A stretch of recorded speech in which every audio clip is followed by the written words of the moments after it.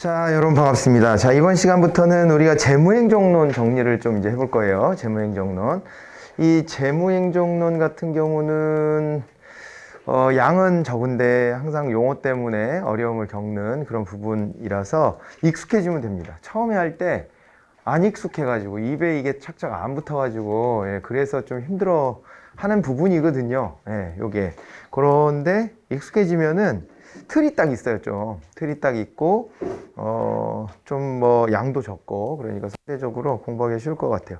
제가 볼 때는 우리 행정학 공부할 때 제일 어려운 단원 1단원 아니에요? 1단원? 1단원이 어려울 텐데 그 배경 지식하고 이런 것들이 광범위하게 나오고 막 경제학적인 얘기 막 경제학의 흐름 이런 거 알아야 되니까 1단원이 제일 어려울 것 같고, 그리고 행정학의 흐름 자체도 되게 복잡하고 그죠? 1단원이 제일 어렵고, 뒤로 가면서 수월해지는 데는 잘 없어요. 네, 잘 없는데 얘는 그래도 양이 적다 이런 걸로 위안을 좀 삼아 보고요. 이 돈 얘기 같지만은 계산하거나 이런 문제는 없어요. 그러니까 그런 거는 염려 안 하셔도 됩니다. 1번부터 첫 번째 문제부터 들어가 볼게요. 261번부터 머스그레이브 나왔죠. 머스그레이브는요, 딱 이제 정부의 재정의 역할을 경제학의 문제, 자본주의 경제 문제를 해결하는 그 세 가지로 딱 봐요, 그냥. 우리 자본주의 시장 경제가 갖는 문제점이 뭐냐 그랬을 때, 꼽는 게 뭐가 있습니까? 자본주의 시장 경제가 갖는 문제점이다 그랬을 때, 첫 번째가 빈부격차예요, 빈부격차. 그죠? 빈부격차. 가난한 사람의 문제는 항상 남습니다. 이게 특히 나라가 부자가 돼도 상대 빈곤의 문제가 생기는 거예요. 그죠? 상대 빈곤의 문제. 예를 들면은, 그러니까 이제 예전 세대들은요, 내가 결혼하고 내 집을 장만한다는 개념이 한 10평대부터 시작했다고, 머릿속에 인식이. 그런 거라도 내 집이 있으면 좋겠다, 이런 걸로 시작을 했지만, 지금은 그렇지는 않죠? 20평대 뭐 이런 거 국민주택 만든다고 하면은 저런 데서 살라는 거냐, 애 낳고 어떻게 사냐, 좁아서. 이런 반응이 나온단 말이에요, 실제. 그러니까 이게 눈높이가 달라지는 것도 분명히 있어요. 그러니까 예전에는 어떻게든 뭐라 그럴까, 가난한 속에서 그걸 좀 벗어나 보자 정도의 마인드였다면, 지금은 인간답게 살고 싶은 욕망이 생긴 거죠. 그 정도로 우리의 수준은 올라갔는데 상대적으로 보면은 남들은 이게 되는데 왜 나는 안 되지? 이런 문제 제기, 문제 인식 같은 것들이 다 남기 때문에, 빈곤의 문제는요, 아무리 부자 나라가 돼도 없어지는 문제는 아닌 것 같아요. 그리고 진짜 가난한 사람들도 항상 남고, 그런 문제도 있고. 그게 첫 번째 문제입니다. 그러면은 정부가 재정으로 이걸 어떻게 해결해야 되냐? 그것이 바로 이제 빈부 격차를 위한 소득 재분배 정책이었죠. 머스그레이브가 그걸 먼저 얘기했고, 근데 두 번째는 자본주의 경제는 시장에다 맡기기 때문에 시장의 흐름을 타요. 봐봐요. 부동산 얘기 작년부터 수업 들으신 분들은 제가 계속 언론하고는 다른 각도로 좀 말씀드렸을 텐데, 이게요, 언론이 부추겨서 분위기를 타니까 집값이 과도하게 올라갔다가 언론에서조차도 이제는 뭐 사는 사람이 없다, 뭐 이런 얘기들이 나오니까 진짜로 거래가 안 되잖아요. 이게 자본주의 경제는 사람들의 심리가 되게 중요해요. 자기들이 직접 시장의 플레이어로 참여하기 때문에 이 사람들이 어떤 분위기에 편승하느냐가 경제적인 그 방향성을 결정을 합니다, 실제로. 그러니까 우리가 백색 부패 같은 거 얘기할 때도 그런 거잖아요. 정부가 우리 경제 안 어려워요, 자꾸 얘기하는 게 심리적인 것들을 좋은 방향으로 만들어야 어려워져도 덜 어려워지고, 그리고 안 좋을 건데 좋아지고, 뭐 이렇게 돼요. 근데 거꾸로 심리가 잡히면 안 좋아지지 않아야 되는데 안 좋아지고, 이런 게 생깁니다, 실제로. 그래서 언론이 자극적인 기사를 자꾸 쏟아내는 것도 그렇게 바람직하지는 않아요, 사실은. 사람들의 분위기가 어떻게 형성되느냐가 중요한데, 이제 그런 거를 우리가 알고 있는 거죠. 머스그레이브도 그런 거에 맞서서 이제 이겨내려면 재정을 투입해서 불경기 때는 돈을 막 좀 쓰고, 호경기 때는 돈을 좀 쪼이는 형태로 해서 경제의 이 순환의 폭이 너무 커지는 것을 좀 막아야 된다. 이렇게 이제 봤던 거죠. 그게 두 번째. 그 다음에 하나 더는 우리가 앞서 봤었던 여러 가지 시장 실패들, 이런 게 벌어졌을 때 자원 배분의 구조가 왜곡되잖아요. 시장 실패라는 게 그런 거죠. 우리 경제학적 개념인데, 시장에다 맡겨놓으면 모든 게 다 효율적일 거라고 믿었던 거와 달리 비효율적으로 돌아가는 무슨 뭐 외부 효과, 뭐 공공재 문제 등등 있었잖아요. 이제 그런 것들을 정부가 해결해야 되는데 그거를 자원 배분의 기능이다. 그렇게 얘기한 겁니다. 예, 그래서 요게 이제 이렇게 정리하시면 되죠. 머스그레이브 같은 경우에는 머스그레이브는 정부의 재정의 역할, 그러니까 이제 예산, 뭐 내지는 재정 이렇게 얘기를 하면 되는데요. 예산의 정부 예산의 경제적 기능이에요. 제목을 붙이자면 경제적인 기능이 뭐냐 그랬을 때 크게 세 가지다 이렇게 소득의 재분배 그리고 또 하나가 이제 경제 안정화라고 표현합니다. 경제 안정화 그리고 또 하나가 바로 뭐예요? 또 하나가 자원 배분이죠. 자원 배분 기능 이렇게 세 가지로 지칭을 한 거예요. 자, 이제 그랬을 때, 자, 1번. 시장 실패를 교정하고 사회적 최적 생산과 소비 수준이 이루어지도록 해야 한다. 그랬으니까, 그거는 이제 자원 배분이죠. 그러니까 이제 시장 실패라고 하는 게 과잉 거래되거나 과소 거래되는 것을, 어떻게 보면 그 현상이 나타나는 거니까, 그거를 방지해서 자원이 최적 배분될 수 있도록 하는 겁니다. 그 다음에 세입 면에서는 차별 과세를 한다. 그랬습니다. 그죠? 세입 면에서 차별 과세한다. 이게 무슨 얘기죠? 정부 세입이면은 정부가 걷어들이는 돈, 정부 수입을 다른 말로 세입 이렇게 얘기를 합니다. 여기서 세금으로 들어온 돈이 아니에요. 이게 한자를 딱 보면은 일정 기간 동안 들어온 돈 이런 얘기입니다. 그래서 이제 세입이라는 표현을 쓰는데 세입을 할 때 누진세율 같은 거 적용해야 된다 그런 거 얘기하잖아요. 그렇죠? 대기업 같은 데가 돈을 많이 버니까 거기서 세금 많이 내줘야 되고 그리고 또 부자들 뭐 이런 사람들이 많이 내줘야 되는 거예요. 그런 맥락에서 종합부동산세 이런 것도 있는 겁니다. 그러니까 부동산으로 돈이 많은 사람은 자산이 늘어났으니까 그만큼 내라. 이런 식의 논리죠. 예, 그 논리에 반박하는 사람들도 물론 있는데 그런 논리를 가지고 정부가 나서는 거예요.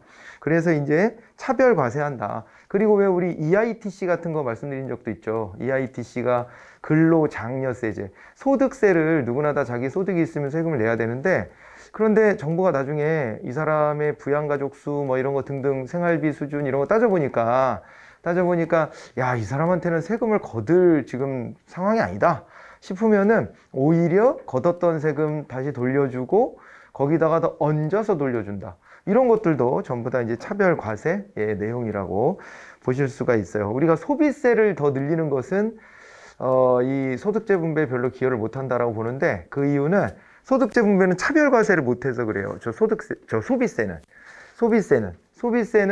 소비세는 차별 과세를 못합니다. 왜냐하면은 물건 가격에다 뭐 10% 이런 식으로 매기잖아요. 그렇게 매기기 때문에 저 사람이 부자건 가난한 사람이건 상관없이 물건을 사면 거기 세금 똑같은 액수를 걷기 때문에 소득재 분배를 할 수가 없습니다. 그것은 오히려 소비를 더 많이 하면 그만큼 더 많이 세금을 내잖아요. 특정 상품에 대해서는 부자보다 가난한 사람이 더 많이 소비하는 상품도 있을 수 있잖아요. 그런 걸 보면은 야, 요거는 소득재 분배에 역행하겠구나 이런 생각을 하는 거죠. 그래서 차별과세, 누진세율 적용하는 거 이런 걸 보는 거고요. 세출 면에서는 사회보장적 지출을 하는 거죠. 이게 이제 소득재 분배를 위해서 하는 일입니다. 이게 그죠? 2번. 그 다음에 3번 고용 물가 등과 같은 거시적인 지표들 안정적으로 조절한다. 저게 아까 말했던 경제 안정화 이런 게 되는 겁니다. 경제 안정화. 그래서 코로나 상황이 오니까 뭐 거의 대부분의 국가들이 돈을 풀어서 그거 경제가 침체되는 것을 막으려고 한 거죠. 그죠? 밖에 못 돌아다니게 봉쇄하고 장사 못하게 하고 그러니까 그 경제가 위축되잖아요. 위축될 때 그럴 때 그거를 만회하기 위해서 돈을 막 푸는 거예요. 자영업자들한테 막 돈을 주고 그러잖아요. 그런 거 보면 저 사람들 뭐 가만히 있는데 왜 정부가 돈 주냐 이렇게 생각될 수도 있지만 뭐 그게 윤리적으로 맞냐 틀렸냐는 다른 차원의 문제고 일단 경제가 안 망하려면은 돈을 풀어야 돼요, 정부가. 근데 어디다 풀을까 생각해 보니까 코로나로 너 당신네 장사하지 마라 그랬잖아요. 그러니까 그거의 명분을 또 찾아서 거기다 돈을 그냥 찔러 주는 거예요. 그래서 돈이 돌아야 되거든요. 돈이 돌아야 회복이 되는 겁니다. 그러니까 일각에서 그런 얘기 하잖아요. 이거를 자영업자들한테 직접 꽂아주는 것보다도 오히려 우리 국민들한테 재난지원금 형태로 주면 그거를 가지고 어차피 가서 소비를 하고 그러면은 이게 순환이 더 많이 된다는 거. 이걸 승수효과라고 그럽니다. 경제 케인스가 얘기한 거예요, 그게. 그 승수효과가 여러 번 일어나기 때문에 그게 더 도움이 된다. 그런 얘기 하잖아요. 그거 가지고 막 논쟁하잖아요. 그런데 국민들한테 왜 돈을 공짜로 주냐 마냐. 그래서 사실은 그냥 다른 거 다 떠나서, 윤리적인 거 다 떠나서 보면 케인스식의 교과서적인 얘기가 소비자한테 돈을 줘서 승수효과를 만드는 게 훨씬 더 이로운 거예요. 예. 그렇게 되는 거는 있는데, 아무튼 사회적으로 그게 올바른 메시지냐 아니냐 뭐 이런 거 가지고 논쟁하는 겁니다. 어쨌건 이런 역할을 하는 거, 그 케인스 경제학인데 머스그레이버가 그 경제 안정화라고 이렇게 설명했던 거예요. 자, 정부에 부여된 목적과 자원을 연계하여 소기의 성과를 거둘 수 있도록 관료를 통제해라 그랬는데, 그런 얘기가 머스그레이브랑 연결되는 거는 아닙니다. 예, 그래서 그거는 4번을 답을 찾으시면 돼요. 뭐 이렇게 말하는 사람이 있을 수는 있는데, 머스그레이브가 말했던 저 이제 예산의 경제적 기능하고는 거리가 멀다 이렇게 생각하시면 돼요. 자, 그 다음에요. 다음 중 예산과 계획의 성향 및 관계 그랬습니다. 예산은 이제 1년 단위로 해가지고 현실적인 것을 반영하는 거예요. 예산은. 그죠? 현실의 문제를 반영하는 것이고, 그 다음에 이제 계획이라고 하는 것은 좀 장기적인 거죠. 중장기적인 시야를 가지고 가는 겁니다. 그렇게 가는 거고, 그리고 정치가들이 보통은 계획에 관여를 많이 하죠. 그렇죠?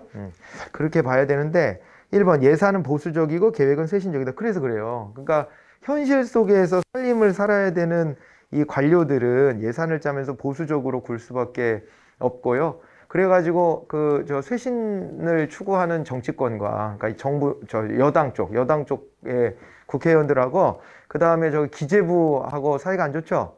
그러니까 기재부 같은 경우는 보수적으로 나서는 거거든요. 지금 아무리 어려워도 돈을 이렇게 팡팡 쓰면 나중에 감당 못한다. 이렇게 보수적으로 나오는 거고, 정치권에서 야 지금 이 코로나 상황에서 자영업자 다 죽게 생겼는데 돈 좀 주고 이렇게 해서 좀 정치적으로 못 마야 되지 않아? 이런 생각도 하는 거고, 또 뭔가 그 변화를 주는 것도 되게 좋아하고 그렇게 되는 거죠. 그래서 1번은 그런 맥락에서 맞는 얘기입니다. 그 다음에 계획 담당자, 이게 이제 보통 정치가들이라는 거예요. 미래지향적, 발전지향적이고 소비지향적이다 이렇게 돼 있습니다. 그런데 예산 담당자는 보수적이에요. 그리고 부정적이에요. 그러니까 안 되는 거 먼저 생각해. 안 되는 거 먼저. 그렇게 생각하고 그 다음에 저축지향적이에요. 저축지향적인 거. 저축지향적이라는 얘기는 뭔가 좀 쌓아두려고 하죠. 불안하니까. 그죠? 그런 이제 성향이 있습니다. 계획 담당자는 단기적 관점, 예산 담당자 장기적 관점, 이거 거꾸로인 거죠. 그죠? 예산 담당자는 당장 눈앞에 이제 돈이 나갔다 들어왔다 하는 거에 신경을 많이 쓰고, 계획 담당자는 야, 장기적 투자를 위해서는 우리가 지금은 좀 투자 시기라고 봐서 좀 돈을 더 쓸 수도 있는 거 아니야? 이렇게 생각하는 거예요. 그래서 위에서 소비지향적이라는 얘기가 나온 거거든요. 그래서 3번이 답이 됐습니다. 계획과 예산이 근데 유기적 통합이 필요합니다. 서로 조화롭게 가야 돼요. 그죠? 그래서 3번만 답으로 찾으시면 됩니다. 자, 그 다음에 263번. 우리나라 예산은 행정부가 제출을 하죠. 언제까지? 120일 전까지. 자, 그리고 이제 국회가 심의 확정합니다. 언제까지? 30일 전까지. 올해는 지켰어요? 못 지켰어요? 올해 못 지켰을걸? 하루인가 이틀인가 늦었어요. 하루인가 이틀인가 늦었는데, 그게 이제, 이번에 야당이 동의 안 해주고 여당 거의 단독으로 처리하다시피 했는데, 야당도 극구 반대하지는 않고, 그런데 아무튼 그렇게 지나갔어요. 그래가지고, 그것 때문에 하루 이틀 기다려주는 제스처를 취한 거지. 그래갖고, 원래 12월 2일까지 돼야 되는데, 3일인가? 4일인가? 그때 했을걸요? 그렇게 됐지만은 원래는 30일 전까지 12월 2일까지 돼야 되는 게 맞고 원칙이고요. 미국과 같은 세출 예산 법률 형식은 아닙니다. 미국은 법률주의, 우리는 이걸 의결주의 이렇게 이제 표현을 했죠. 미국은요, 그래서 국회가 주도한다 그랬습니다. 미국의 의회가, 연방의회가 주도해서 예산을 자기네들 멋대로 합니다. 사실은 정부가 물론 제안을 하죠. 제안을 한 거를 가지고 하긴 하는데, 깎는 것도 맘대로지만 늘리는 것도 맘대로라고 하죠. 미국에서는 의원들이. 그래서 의회가 주도하고요. 의회에서 여야가 협상하는 게 진짜 관건이에요. 근데 우리는 그게 아니라 정부가 제출한 게 기준이 돼가지고 그거를 어디를 좀 깎을 거냐 말 거냐 이걸 갖고 여야가 논쟁하는 것 뿐이지, 여야가 기본적으로 설계한다는 인식이 없어요. 근데 미국은 의회가 설계하는 거가 주인 거예요. 근데 우리는 그렇지 않아요. 그런 점에서 차이가 있습니다. 주도권이 다르죠. 우리는 정부 주도권. 네, 그래서 법률 형식은 아니고 그냥 정부가 제출한 걸 통과시켜 줄 거냐 말 거냐 이런 정도 수준으로 하고 있습니다. 조세는 현 세대 의사결정에 대한 재정 부담을 미래 세대로 전가하지 않는다는 장점이 있죠. 지금 해야 될 사업을 지금 세대한테 걷어서 그걸로 충당하는 것, 이렇게 보시면 됩니다. 예, 그런 건데 미래 세대로 전가하는 게 뭐가 있죠? 그러면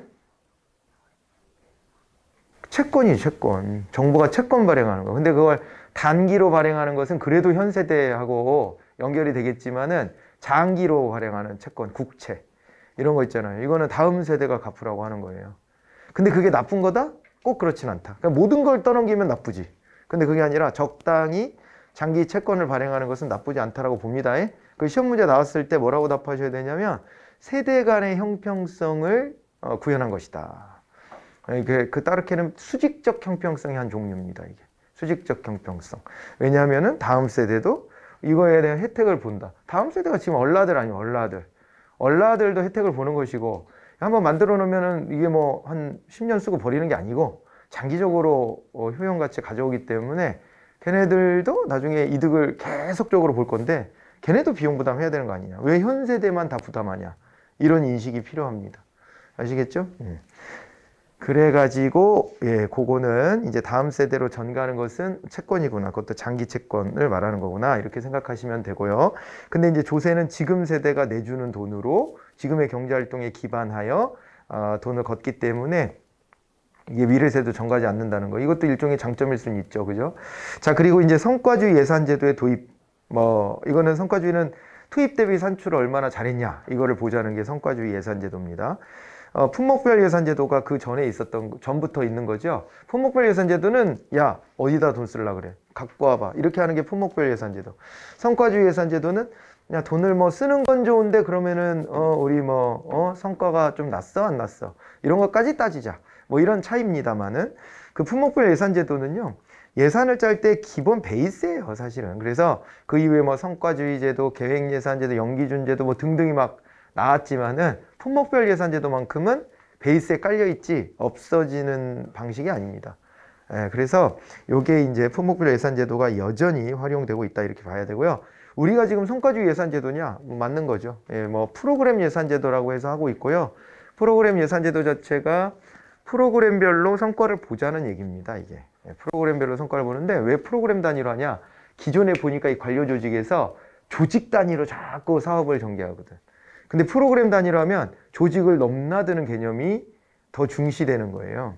그러니까 어떤 프로그램을 진행하는데 한 조직, 한 부처에서만 일을 할 게 아니라, 그죠? 여러 부처와 같이 연계해서 해야 될 일들이 있잖아요. 그런 거를 좀 생각해 보려고 프로그램 예산 제도를 도입한 것이고요.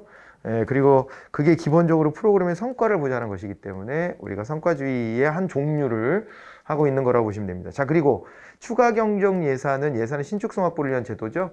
예산을 확정했지만은, 그죠? 올해가 몇 조예요? 608조? 뭐 이렇게 된 것 같던데, 그죠? 608조 이런 수준으로 통과가 됐거든요. 그런데 요게 벌써 추경 얘기가 나왔죠. 지금 1월 3일 아니야? 강의하고 있는 시점이 1월 4일이구나. 1월 4일인데 추경 얘기가 작년부터 나옵니다.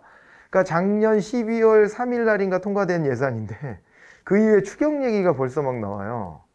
그러니까 왜냐면은 우리가 이제 위드 코로나 하겠다 했다가 안 돼가지고 지금 다시 자영업자들을 좀 이렇게, 그죠? 통제했단 말이에요. 영업시간 제한하고. 그러다 보니까 안 되겠다. 다시 추경 짜서 좀 더 보상을 해줘야 되겠다. 뭐 이런 얘기가 나오면서 추경 얘기가 벌써 나옵니다. 그러니까 이게 추경이라고 하는 게 이렇게 한번 정해놓은 것도 바꿀 수 있다라고 하는 것을 전제하는 거라 신축성 확보 수단인 건 분명히 맞는데 뒤에 부분이 틀립니다. 추경은 필요하면 하는 거고요. 필요 없으면 안 하는 겁니다. 필요하면 여러 번을 하는 건데요. 2021년도에 추경이 4차례나 있었습니다. 4차례나. 이거 저도 처음 보는 일입니다. 그러니까 추경을 하면은 1년에 한 번 아니면 0번 이랬거든요. 계속. 한 번 하든가 말든가 이런 정도인데, 그러니까 몰아서 한 번 하는 거지. 중간쯤에. 근데 이제 하는 경우가 안 하는 경우보다 많았던 것 같아요. 거의 한 1년에 한 번 정도는 계획을 수정하고 간다.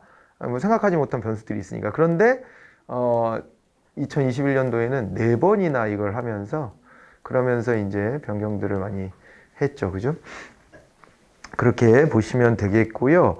그리고 그 다음에 이제 넘어가 볼까요? 이제 그래서 그 횟수의 제한은 없다. 이렇게 봐두시면 됩니다. 안 할 수도 있는 거고요. 필요 없으면 안 해야죠. 그러니까 추가 경정 예산을요, 여러분들이 생각할 때는 돈이 부족해서 돈을 더 쓰도록 한다는 거로만 생각하는데 꼭 그런 건 아니에요. 그러니까 그게 경정을 다시 한다는 얘기라서요. 이럴 때 돈이 필요하다고 새롭게 예산을 더 막 다 얹어주는 건 아니고요. 다른 데서 좀 절감할 수 있는 거를 찾아내서 거기는 줄이고 그걸 가져다가 이쪽에다 얹어주고 막 그래요. 네, 그렇게 합니다. 그렇게 하기 때문에 줄어드는 데도 있는 거예요. 무조건 늘리는 건 아닙니다. 자, 정부가 동원하는 공공재원인데 조세의 경우에 납세자인 국민들은 정부 지출을 통제하고 성과에 대한 직접적인 책임을 요구할 수 있다. 그래서 이제 이 통제 지향의 예산 방식이 필요한데 그게 품목별 예산제도입니다. 왜냐하면은 우리를 대표하는 국회의원들이 국회에서 어떻게 하는 거예요? 국회에서 품목 단위로, 그죠? 껌껌이 하나하나. 이건 왜 여기다 이렇게 인건비를 많이 써? 여기에 왜 재료비가 이렇게 비싸? 이런 걸 따지는 거거든요. 그죠? 그래서 이제 그런 식으로 국민을 대표해서 그렇게 하고 있는 거니까 우리가 이제 그러죠. 이 통제를 한다는 것은 재정민주주의 구현을 위해서 왜 중요합니다. 내 돈 걷어다 쓰는데 내 돈 니들이 네 맘대로 쓰면 안 되지. 이렇게 해서 견제하는 거죠. 그러니까 1번은 당연히 맞고요. 그 다음에 국공채. 다시 나왔네요. 국공채. 예, 사회 간접자본 관련 사업이나 시설로 인해 편익을 얻게 될 경우에 후세대도 비용을 분담. 아까 얘기해버렸다. 그죠? 네, 그런 거네요. 후세대도 비용을 분담하기 때문에 세대 간 형평. 이거 이렇게 나온다니까. 훼손한다고 나왔잖아요. 아니라고요. 훼손하는 게 아니고, 이제, 요게 후세대도 비용이 분담되는 게 정의롭다. 이렇게 보는 거고요. 3번 수익자 부담금은 시장기구와 유사한 메커니즘을 통해 맞는 거죠. 그러니까 원래 우리가 이 정부의 재정활동, 예산활동은요, 뭐 중심이냐면은 요거는 이제 응능주의가 중심입니다. 응능주의, 능력에 대응하여 세금을 걷는 거죠. 그랬잖아요. 아까도 그 얘기 했잖아요. 소득세나 아니면은 부동산세나 아니면은 또 재산세 또 아니면은 법인세 이런 것들이요. 능력별로 걷는 거예요. 그렇게 걷는데 그런데 수익자 부담의 원칙이다라고 하면 이거는 응익주의가 되는 거죠. 응익주의. 이익을 본 놈이 내라. 이렇게 하는 거예요. 그러니까 이거는 시장에서 물건 살 때랑 똑같은 논리가 적용이 돼 버리는 겁니다. 이거는. 그죠? 그런데 이제 이게 공공서비스 최적 수준을 지향한다. 시장의 장점이 그런 거잖아요. 그러니까 필요한 걸 가서 사고 필요 없으면 안 사고 그렇게 하니까 딱 필요한 만큼씩만 자원이 배분될 수 있다라고 하는 장점이 있어서 최적 수준을 지향한다 그러는 거고요. 자원 배분의 효율성을 제고할 수 있다 그렇게 했는데요. 자원 배분의 효율성. 네, 그게 맞는 거예요. 자원 배분 시장의 원리가 그러니까 시장 실패 때문에 시장에다 맡겨놔도 비효율적인 게 있죠. 근데 그게 예외적인 거거든요. 그러니까 통상적으로는 시장에다 맡겨놓으면 수요 공급의 원리에 따라서 필요한 만큼이 딱딱딱딱 효율적으로 자원 배분이 딱 돼버려요. 그게 되게 큰 장점이거든요. 일부 안 되는 게 시장 실패인 것이고 그러니까 시장 실패는 정부가 보완하지만 웬만한 건 시장의 원리에다 맡기는 게 낫다 이렇게 판단하잖아요. 그래서 정부가 할 때에도 야 이거는 수익자 부담을 하는 거가 괜찮을 것 같은데 싶으면 수익자 부담을 하는 게 자원 배분의 비능률성을 막는 겁니다. 그죠? 자원 배분의 비능률성이 정부 쪽에서 많이 나타나죠. 사실은. 그거 걱정해서 그러는 거예요. 왜 국민들한테 돈을 그냥 주냐. 이런 얘기를 하는 거예요. 왜냐면은 그 시그널은 내가 생산에 기여하지 않고도 소비 여력이 생긴다는 것이라서 기존의 자본주의 논리에 안 맞는 거예요. 그게. 기존의 자본주의 논리는 뭐냐면 내가 생산에 기여한 만큼 분배를 받고 그 분배 받은 걸 가지고 소비하는 거예요. 그래야 경쟁심이 생기고 내가 더 노력하게 되고 남들보다 더 많이 벌어야 되니까 내 노동력의 질을 올리려고 지금 이 개고생을 평생 하고 사는 거 아닙니까? 자기 몸뚱이에 가치를 올리는 거야 지금. 그러잖아요. 예. 그래서 더 좋은 대우를 받기 위해서 노력하고 살잖아요. 그러니까 이렇게 하기 때문에 우리나라 그 인적 자원의 경쟁력이 굉장히 높지 않습니까? 지금까지 이런 구조로 왔기 때문에 예. 솔직히 사회복지를 하면 인간을 인간답게 살게는 만들어주는데 경쟁력은 떨어질 거예요, 분명히. 왜냐하면 그렇게 악바리 같이 안 살아도 이만하면 되지. 이만하면 살만해. 남는 시간에 나 가족들하고 시간 보내는 게 더 행복해. 이래버리면 인적 자원의 질은 좀 떨어질 거예요. 분명히. 그렇게 될 거라서 그걸 염려하는 사람들이 있는 거죠. 뭐 그런데 아무튼 간에 경쟁의 원리를 완화하는 게 사실은 정부 쪽이거든요. 한편으로 보면. 그러긴 하지만 그렇게 하다 보니까 정부가 너무 비능률을 조장하는 면도 있다. 그 정부 실패라고 얘기하는 부분이니까요. 그러니까 정부도 할 수 있다면 수익자 부담 원칙도 좀 적용해라. 이렇게 하는 거죠. 그 정부가요, 그 각국의 정부 중에 수익자 부담의 원칙 가장 잘 적용되는 나라 어딜 것 같아요? 미국이지, 미국. 미국이에요. 그래서 그거를 이제 우리 사회복지학에서 얘기할 때는요, 에스핑 앤더슨이라는 학자가 있거든요. 에스핑 안데르센이라고도 우리가 읽기도 하고. 근데 이제 앤더슨이라는 학자가 그 복지국가 유형을 세 가지로 나눠요. 근데 거기에 이제 사회민주주의 국가들이 있고, 그 다음에 보수주의 국가들이 있고, 그 다음에 아예 시장주의 국가가 있거든요. 그 시장주의 국가가 미국입니다. 미국 같은 경우에는 수익자 부담 원칙이 제일 크다. 이렇게 분석이 돼요. 네. 그래서 뭐 이제 그런 정도? 네, 그렇게 상식적인 것까지 좀 붙여서 말씀드렸습니다. 그 뒤에 붙여드린 거는 저건 뭐지? 어려운데? 싶으면은 잊으시면 됩니다. 그냥 뭐 거기까지는 우리 시험에서는 잘 다루진 않더라고요. 사회과학에서는 매우 중요한 부분인데 근데 그렇게까지 시험에 나오거나 하진 않으니까 아무튼 뭐 이제 그런 것들이 좀 있습니다. 조세로 투자된 자본시설은 개인이 대가를 지불하지 않은 것으로 인식되어 과다 수요 혹은 과다 지출되는 비효율성의 문제가 발생하기도 하죠. 이 공짜라고 생각하기 때문에 마구잡이로 쓰는 경향이 있죠. 그죠? 낭비하는 요소가 있죠. 그게 3번하고 좀 연결된 얘기입니다. 그래서 그걸 막으려면 수익자 부담 원칙 이렇게 가는 게 맞지 않냐 이렇게 보기도 하는 거죠. 자, 이제 그래서 답은 아까 2번이었습니다. 265번 의결주의 법률주의 다시 한번 들어가 보죠. 우리나라 예산안의 법률안 의결 방식인데요. 예산안과 법률안 의결 방식이 좀 달라요. 그죠? 예산안의 절차랑 그거 한번 해볼까요? 우리나라의 이제 절차인데 예산의 절차입니다. 예산 절차. 요거는 간단하게 보면 어떻게 됐었냐면 정부에 이제 예산안 제출이 있습니다. 예산안 편성부터 얘기할까요? 예산안을 편성하고 제출하고 의회 제출이죠. 국회에 제출하면 이걸 가지고 이제 심의하죠. 심의하고 확정합니다. 심의 확정하고 그 다음에 집행하고 그 다음에 이걸 결산 보고 결산 내지는 결산 검사를 하죠. 결산 검사까지 하고 그러고 난 다음에 요거는 이제 결산 심사를 하는 구조입니다. 맞죠? 간략 버전으로 보면 이렇게 돼요. 그래서 거기에 주체가 누구냐 하게 되면은 그 주체는 여기가 이제 여기가 이제 정부가 되고요. 정부가 되고 제출도 정부죠. 이거 정부에서 이제 국회로 하는 것이고 그리고 이제 심의 확정은 국회가 합니다. 그리고 집행은 다시 정부가 주도해서 하죠. 그리고 결산하고 결산 검사까지 하면은 여기는 감사원이 나와줘야 돼요. 그죠? 그리고 또 이제 결산 심사는 다시 국회로 넘어가는 과정이에요. 이렇게 이제 가는 것인데 우리가 이제 법률제 개정이다. 법률제 개정에 관련해서도 여러분들이 공부하신 바가 있어요. 이것만 딱 떼서 공부하진 않았는데 근데 조례 제정 개정을 제가 도식화해 드렸잖아요. 이게 똑같거든요. 똑같이 거의 같아요. 네, 그렇게 해드렸던 부분입니다. 그래서 이거 보면 이제 발의가 있죠. 발의가 있는데 발의는 누가 하느냐? 발의는요 국회의원이 하는 거예요. 원래 원칙적으로 국회의원이 그러라고 있는 거거든요. 그런데 우리나라는 여기 행정부도 해요. 행정부도 발의할 수 있게 되어 있습니다. 그렇게 되면은 이 발의된 거를 이제 의장이요 이거를 어디로 넘기냐면 상임위로 넘깁니다. 상임위원회, 소관 상임위원회로 넘기면 이 상임위에서 논의를 해서 부결시킬 수도 있어요. 가부 결정을 합니다. 그렇게 되는데 부결이 안 되고 통과가 됐다면 그 다음에 요게 이제 국회 본회의로 넘어가거든요. 본회의로 넘어가게 되고요. 요 사이에 사실은 국회 과정에서 보면 법사위라고 하는 데가 있어요. 참고만 하세요, 그냥. 법사위라고 하는 데가 있는데 법제사법위원회 여기를 한 번 더 거쳐요. 여기는 체계가 잘못된 건 없나? 법이?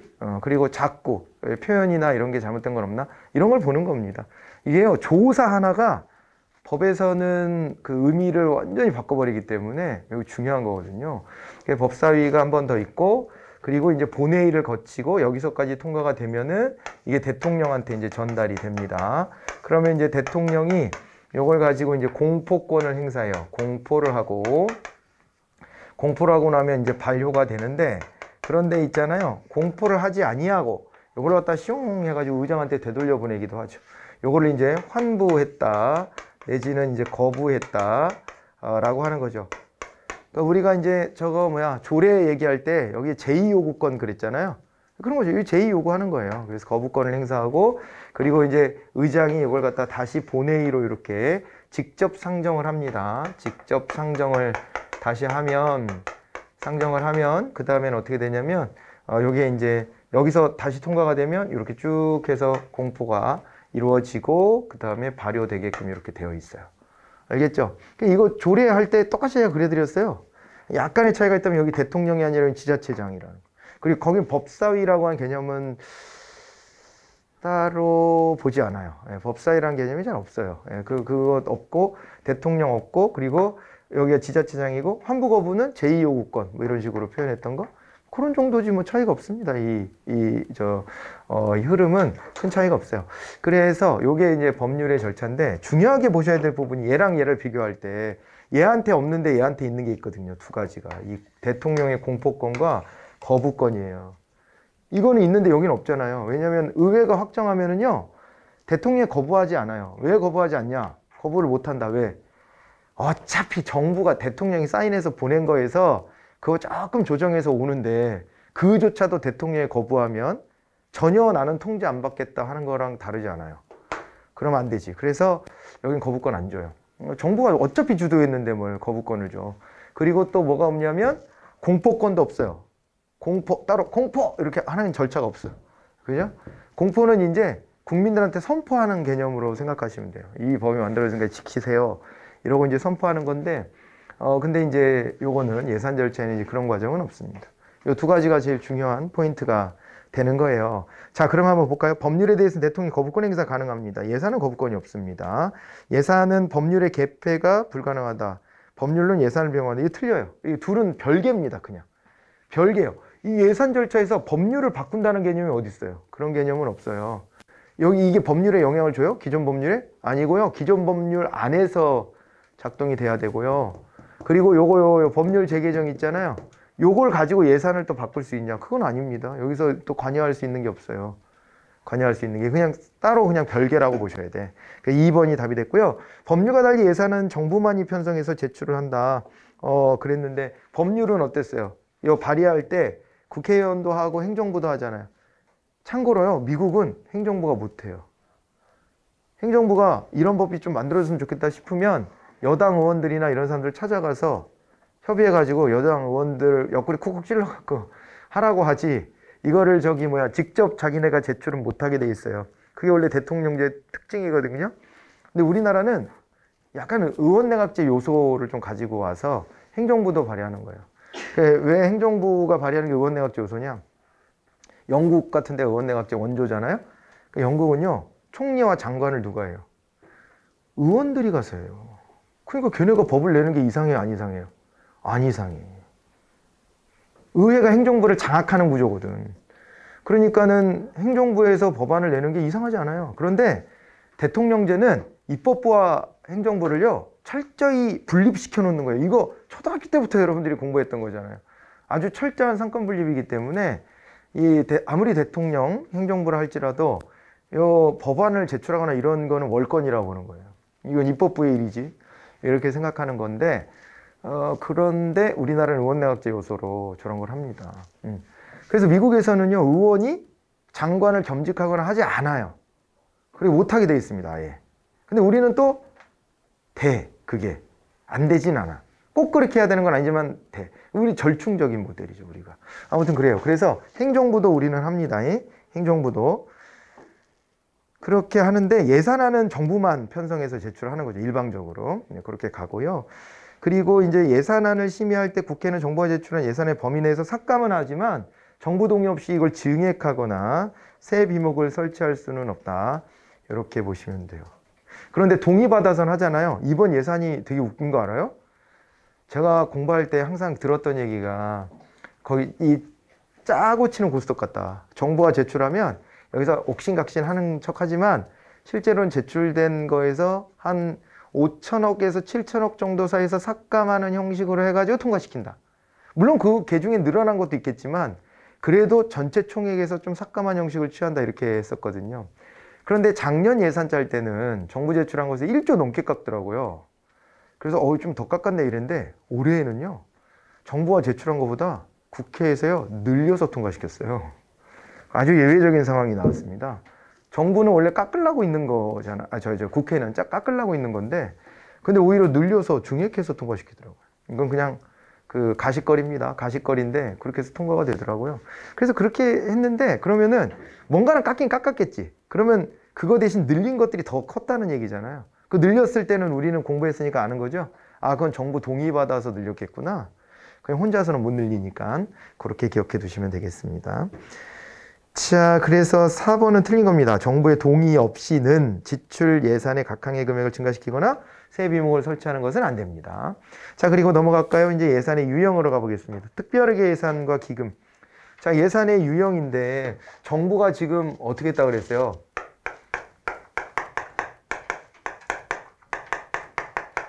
(608조 원) 규모의 예산을 가졌다 그랬어요. 근데 추경에서 좀 더 주자 이러는 거 아니에요 지금? 그러고 있는데 이게 608조? 요거는 뭐를 의미하는 거냐? 정부 예산은 사실은 회계와 기금으로 돼 있거든요. 그죠?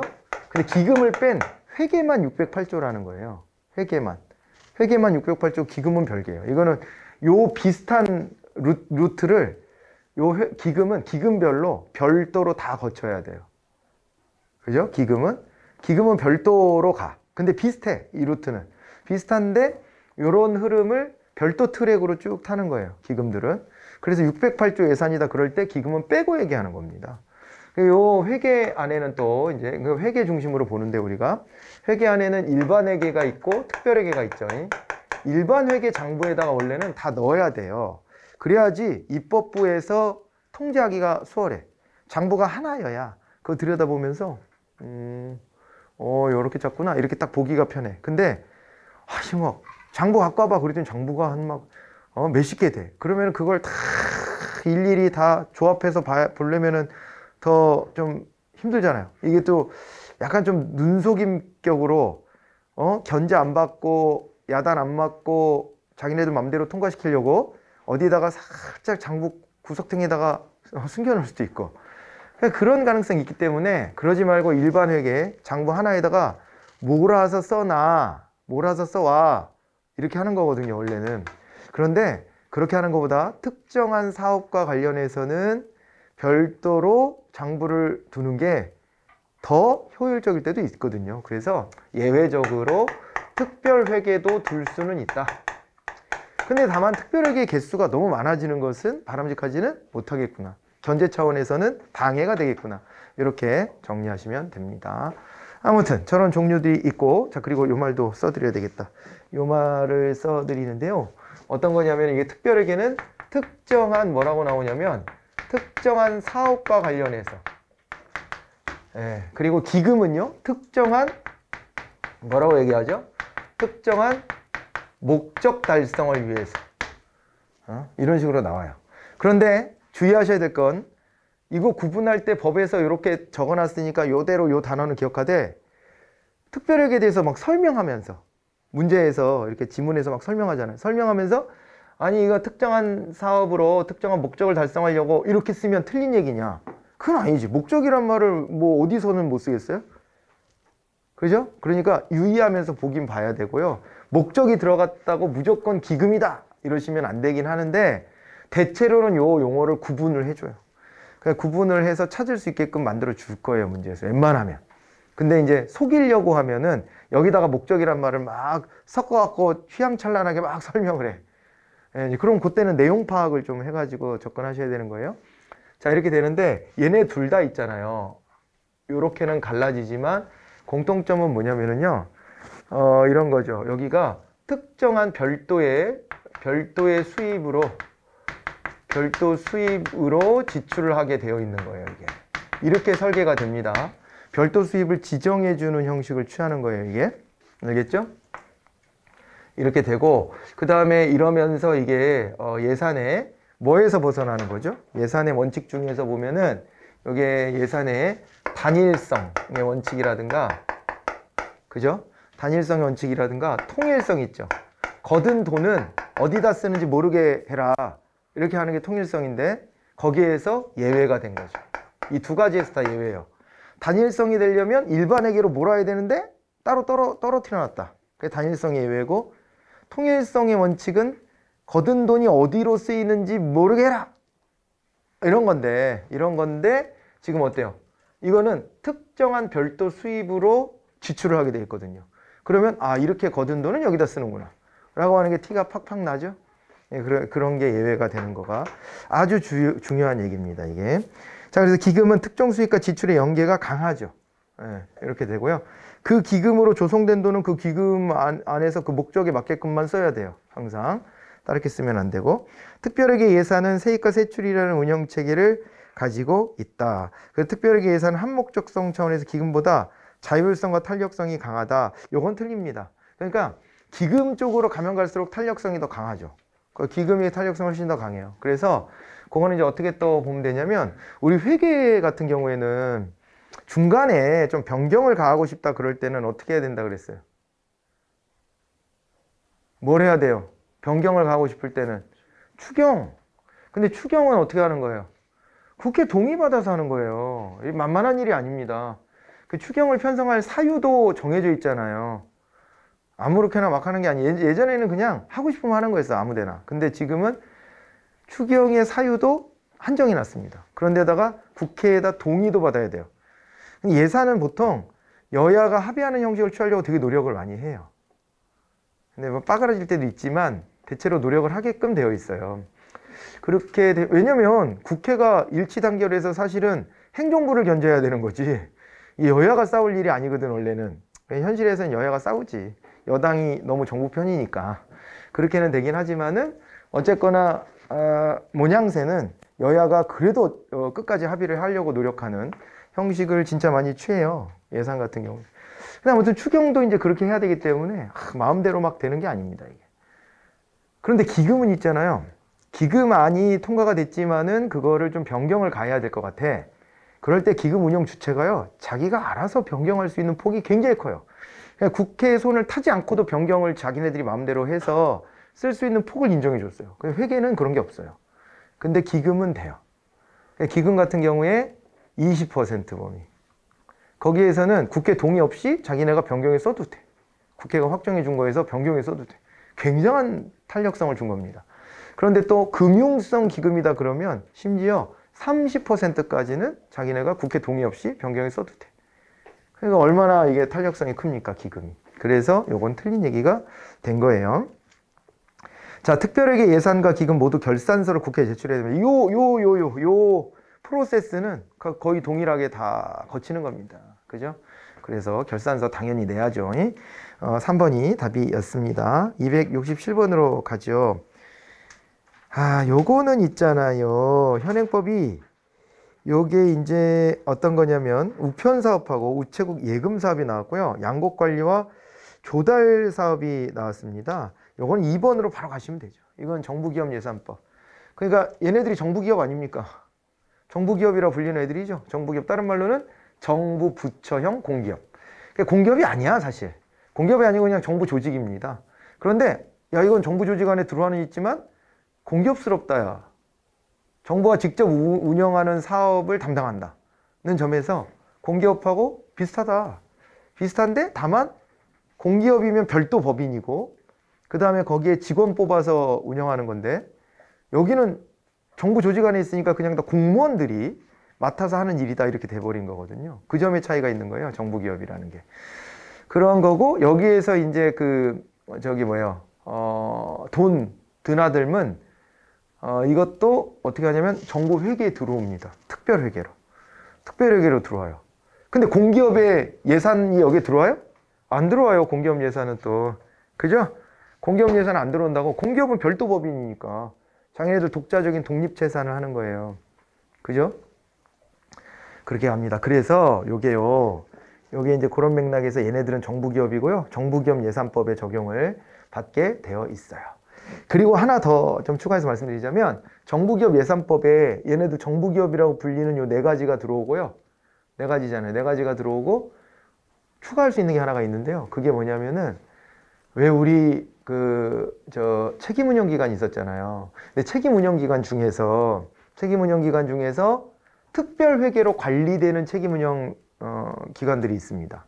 그러니까 모든 책임운영기관이 다 독립재산하지는 못해요, 현실적으로. 왜냐하면 독립재산한다는 얘기는 별도 수입원이 있어야 된다는 얘기거든요. 근데 이제 별도 수입원을 갖기가 어려운 부분들이 많아서 실제로는 이제 책임운영기관 중에 독립재산하는 경우가 더 적죠. 그래서 이게 독립재산이 부여된 책임운영기관이다 하면은 그거를 우리가 책임운영기관, 특별회계기관 이렇게 얘기를 합니다. 별도의 특별회계 장부를 주는 거예요. 그래서 책임운영기관, 특별회계기관 그리고 얘네들도 정부 기업으로 인정을 해서 이 정부기업 예산법에 적용을 받도록 하고 있다는 점, 이런 법적 지위를 좀 기억해 두셔야 돼요. 그런 게 가끔 시험에 나오니까 알아두시면 됩니다. 그리고 여러분들 전혀 궁금해하지 않았을지도 모르지만 궁금해한다 치고 하나 더 말씀드리면 우체국에 보험이 안 들어가 있지 않아요? 여기서 우체국 보험도 하거든. 우체국 보험을 여기다 열거를 안 해놨는데 그건 법적으로만 놓고 보면 우체국 보험에 관련된 특별법 별도로 있어요. 그냥. 그래서 나중에 보험이라고 하는 것이 나중에 정비가 되면서 우체국 보험이 그러면서 우체국 보험은 별도 사업으로 이렇게 빼서 하기 때문에 여기에 법에서는 빠져요. 그러니까 정부기업 예산법의 적용 대상이 아니야. 별도의 특별법이 있으니까. 그 특별법이 있으면 특별법 우선의 원칙이 적용되거든요. 그래서 그거는 그냥 되게 심화적인 얘기입니다. 뭐 시험에 나온 적도 없는 얘기긴 한데 공부하다 보면 좀 안 궁금해? 우체국이 우편사업도 하고 예금도 하고 보험도 하는데 보험은 빼고 얘기하지? 라는 궁금증을 여러분들 레벨이라면 가져보지 않았을까 전제하고 그냥 말씀을 드렸는데 그거까지는 시험에 나오는 부분은 아니긴 합니다. 어쨌거나 그래서 우체국하고 양국관리사업, 조달사업 이런 것들이 여기에 보통 들어오고요. 이 법에 통합재정이라는 게 있습니다. 자, 근데 가만 보니까 우리가요 정부 예산을 들여다보는데 내년 예산이 얼마? 608조. 우와, 벌써 600조가 넘었네. 대박이다. 돈 되게 많이 쓰네. 이렇게 우리가 얘기는 하는데 600조만 쓰는 게 아니에요. 이거 608조예요. 회계만 포함이 된 거거든. 기금 운용도 따로 하지. 그러니까 이거는 조세 명목으로 충당은 안 하지만 기금 별도로 조성해서 그걸로 굴리니까요. 어떻게 보면 우리가 영화 보면 그 관련 기금을 또 우리가 내지 않습니까? 그런데 그거를 내는 게 국민 입장에선 세금하고 다를 게 없는 거예요. 내가 소비할 때 세금을 내는구나 라고 생각할 수 있는 거예요. 자발적으로 냅니까? 여러분들 그 기금에다가 돈을 낼 때 자발적으로 내는 거예요? 아니잖아요. 티켓 가격에 그냥 포함되어 있으니까 내는 거거든요. 간접세처럼. 그러니까 사실상 세금처럼 우리는 내는데 그건 세금이라기보다는 기금에 출연했다. 이렇게 표현하는 것 뿐이야. 그러니까 큰 틀에서 보면 이것도 일종의 정부의 예산 활동하고 같은 거 아니야? 이렇게 봐야 되고요. 그죠? 그리고 이거 말고도 공기업 같은 거도 좀 생각해 볼 수 있고 그것도 정부가 운영하는 거 아닌가 싶기도 하고 그리고 또 뭐 이제 보면은 우리가 이제 국가적 차원에서 보자면 그런 거 있었죠. 전대차관 같은 거. 전대차관은 정부가 외국에서 돈을 빌려다가 왜냐면 정부는 신용도가 그래도 민간 기업보다는 높거든. 정부가 파산할 가능성은 크진 않잖아요. 여러분들 태어나서 어느 나라 정부가 망했습니다 이런 거 보신 적 있어요? 사실은 없진 않아요. 왜냐하면 뭐 그런 나라들 있잖아요. 체코슬로바키아 이런 나라도 쪼개져서 체코가 있고 슬로베니아가 있고 막 다 쪼개졌어. 우리가 잘 국제 뉴스에 관심 안 갖고 기억을 못할 뿐인 경우들도 많아요. 근데 이제 이렇게 국가도 생겼다가 소멸했다가 뭐 쪼개졌다가 이런 일들이 있습니다. 실제로 있지만은 그런데 흔한 일은 아니고 그러니까 이제 국제적인 신용도가 아무리 가난한 나라여도 그 나라에 속한 개별 기업보다는 신용 등급을 높게 준단 말이에요. 높게 되기 때문에 그러면 어떻게 돼요? 그 정부가 직접 외국에서 외채를 끌어오는 게 개별 기업이 끌어오는 것보다 낫지. 이자도 싸고. 그래서 그런 식으로 끌어와서 국내 기업들한테 다시 대출해 주는 거죠. 이거를 전대차관이랍니다. 그래서 얘도 정부 예산스러운 경향이 굉장히 커요. 정부가 실제 기업들한테 대출해 주기 위해서 예산을 확보하는 자금도 있어요. 우리와 학원 요 앞 건물에 가면은 신용보증재단 있지 않아요? 신용보증기금? 신용보증기금? 여기 사무실이 있을 거야, 아마. 관심 없죠? 여기 신한은행 있는데 위에 봐봐요. 거기 5층인가 6층에 있어. 그런 데가 뭐 하는 거냐면 정부가 보증 업무 해주는 거예요. 그러니까 일반 작은 기업들 같은 데는 은행 가면 돈 안 빌려주거든. 뭘 믿고 빌려주냐 이러니까 은행한테 우리가 보증서 줄게 하는 거예요. 그래서 돈을 빌리고 싶으면 여기 가서 보증서를 받아다가 은행에다 대면 은행에서 돈을 빌려줘. 그 얘기는 뭐냐? 내가 못 갚았을 때 어떻게 한다는 거예요? 정부가 대신 메꿔주겠다 이렇게 약속하는 거예요. 그 정부가 분명히 기금 조성한 거에서 돈을 쓰는 거예요. 그렇죠. 그러니까 정부가 직접 대출을 해주는 건 아니지만 보증 업무를 해줌으로써 어떻게 보면은 이제 정부로서 예산 기능을 하는 측면이 있거든요. 근데 이제 외국에서 돈을 빌려온 것은 정부가 직접 출연해서 하는 건 아니니까 그거는 예산에서 빠져. 근데 그것도 방금 전에 얘기한 이런 거랑 유사 상품 아니에요. 외국에서 돈을 빌려다가 자기가 국내 기업에 돈을 빌려줬다. 정부가. 유사 상품. 그래서 이것도 큰 틀의 예산에 다 넣어야 되는 거 아니냐. 그리고 지방자치단체. 여기가 쓰는 돈은 왜 안 넣냐. 또 이렇게 되는 거죠. 그래가지고 그런 거 저런 거 다 따져보면은 이 예산을 통합재정이라는 걸로 해가지고 진짜 예산의 규모를 한번 파악해보자. 이렇게 된 겁니다. 그래갖고 여기 보면 일반회계 특별회계다 기금도 다 들어오고요. 그리고 이제 통합재정의 기관 보면 공공기관이 포함되는데 지방자치단체는 포함되지 않는다. 이게 틀린 얘기입니다. 지자체도 포함이 되고요. 공공기관은 다 들어오는 건 아니고 아까 말했던 정부기업 정도를 넣습니다. 사실은 정부기업. 그러니까 어떻게 보면 우리나라 입장에서 보면 그 특별회계로 다 하고 있으니까 크게 차이는 없지. 그러기는 한데 그런 게 다 들어오고요. 그리고 이제 국민의 입장에서 느끼는 정부의 지출 규모이고 내부 거래를 포함한다 이렇게 되어 있는데요. 내부 거래가 포함이 되지는 않습니다. 그러니까 내부 거래는 중복분이라고 하는 거죠. 중복분은 제외돼요. 그래서 순계 개념으로 계산을 하게 돼 있어서 그래서 요거 틀렸고요. 그 다음에 2005년부터 정부의 재정규모 통계로 사용하고 있다. 그리고 세입과 세출 총계 개념으로 파악한다 이렇게 돼 있는데 여기 말씀드렸지만 순계 개념으로 파악을 합니다. 중복분 같은 경우는 제외한다 이렇게 해서 순계 개념으로 하고 있고요. 역사적으로 통합재정에서 우리나라 1979년부터 도입이 돼가지고 지금은 월 단위로 다 통계를 냅니다. 그래서 요 부분은 다 틀렸다 이렇게 보셔야 되겠네요. 1번이 답이었고요. 그 다음에 269번 예산의 유형에 대한 보개 설명 중 옳은 것을 모두 골라라 이렇게 또 나와 있습니다. 자 여기 보면 준예산은 회계연도 개시 전까지 예산이 의결되지 않을 경우 편성하는 예산이다 그랬는데 회계연도 개시 전까지 예산이 의결되지 않으면 편성한다. 맞는 얘기죠?